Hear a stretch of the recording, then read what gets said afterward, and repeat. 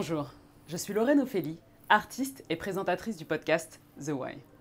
Du dimanche 31 octobre au 12 novembre 2021, c'est la COP26. Cette année, elle a lieu à Glasgow, en Écosse. Il s'agit de la conférence des parties ou conférence des États signataires des conventions internationales sur le changement climatique et l'environnement. Nous sommes à la 26e conférence et force est de constater que les changements ne se font pas vraiment sentir. C'est pas vraiment une surprise, vu que les États semblent éviter à tout prix de mettre sur la table la décision qui pourrait nous sortir de ce bourbier, en finir avec le capitalisme et le néolibéralisme.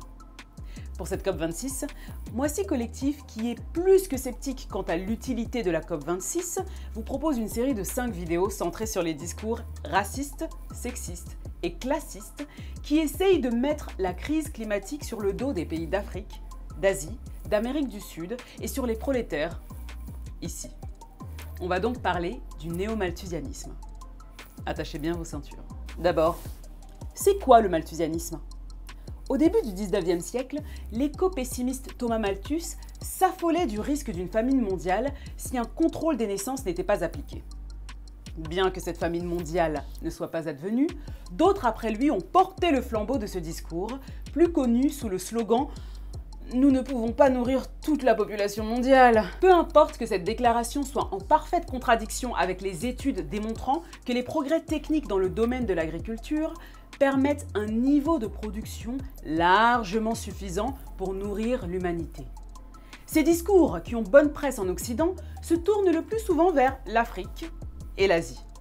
Car nourrir tout le monde est un doux euphémisme pour désigner les autres qui font trop d'enfants.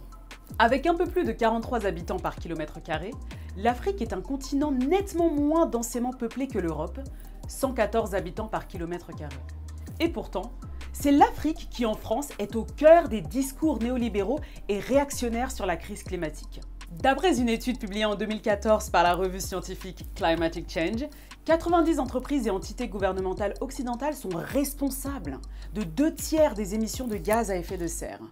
L'étude publiée par Global Footprint Network en 2019 affirme qu'il faudrait 2,7 planètes si l'ensemble de l'humanité consommait comme les Français, 5 comme les États-Unis, 0,7 comme les Indiens, 2,2 comme les Chinois. Les pays africains, quant à eux, font partie de la liste de ceux avec la plus faible empreinte carbone.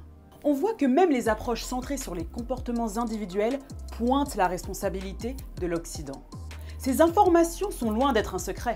Elles sont largement disponibles, diffusées et discutées dans la presse. En plus de profiter à la protection du capitalisme, le choix très politique des tenants de ce malthusianisme néolibéral d'embrasser l'argumentaire de la surpopulation de certains remplit 3 fonctions qui sont à la fois racistes et sexistes. Le dédouanement, la mise en accusation et la sommation à la solidarité raciale.